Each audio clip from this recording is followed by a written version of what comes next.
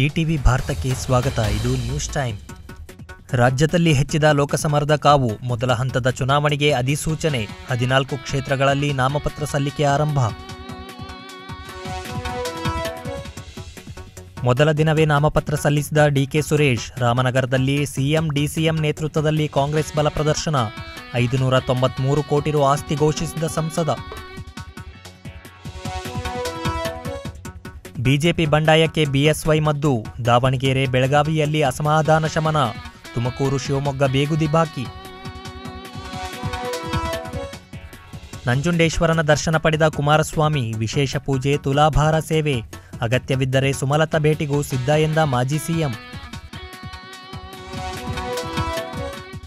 Kolar ticket ಗೊಂದಲ ವಿಚಾರ. CM DCM ನೇತೃತ್ವದ ಸಂಧಾನ ಸಭೆ ಯಶಸ್ವಿ.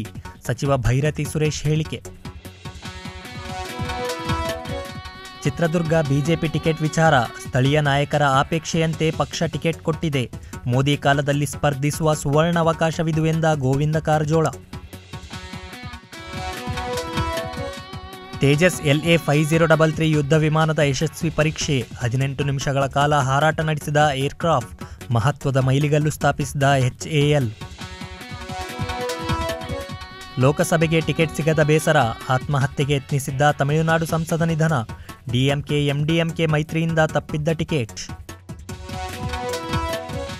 ದೆಹಲಿ ಮದ್ಯ ನೀತಿ ಹಗರಣ. ಏಪ್ರಿಲ್ 1ರವರೆಗೆ ಕೇಜ್ರಿವಾಲ್ಗೆ ಇಡಿ ಕಸ್ಟಡಿ ವಿಸ್ತರಣೆ. ನನ್ನನ್ನು ಬಂಧಿಸಿದ್ಯಾಕೆ ಎಂಬುದೇ ಪ್ರಶ್ನೆ ಎಂದ ಸಿಎಂ. IPL ಟೂರ್ನಿಯ 9ನೇ ಪಂದ್ಯ. ರಾಜಸ್ಥಾನ್ ರಾಯಲ್ಸ್ಗೆ ಡೆಲ್ಲಿ ಕ್ಯಾಪಿಟಲ್ಸ್ ಸವಾಲು.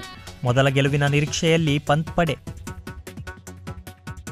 ಹೆಚ್ಚಿನ ಸುದ್ದಿಗಳಿಗಾಗಿ etvbharat.comಗೆ ಲಾಗಿನ್ ಆಗಿ.